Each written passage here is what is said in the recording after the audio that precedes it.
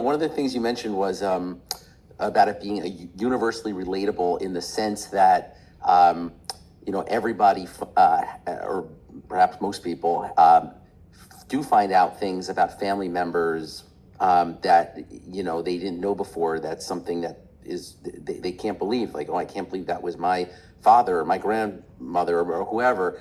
And we have things in our families that we find out about people that we never knew, and it's really kind of surprising. And so I think it's great that you made a story that is, yes, it's specific to one person and one person's situation, but it's also relatable universally, because everyone could say, yeah, well, my family, we didn't have this happen necessarily, but my whoever was involved in something else.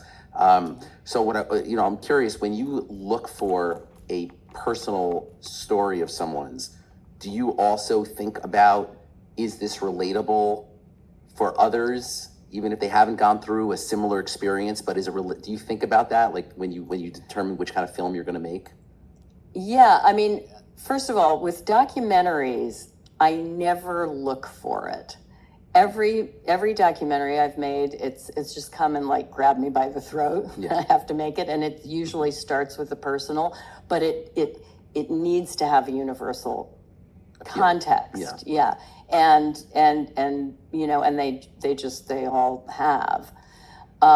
With narrative, with fiction, yes, I either start with a personal story, but find the greater context, the greater social, political, whatever it may be, context.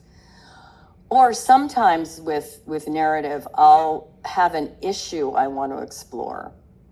And then I have to create a character who can embody that within a personal story and sort of carry that issue within their personal experience.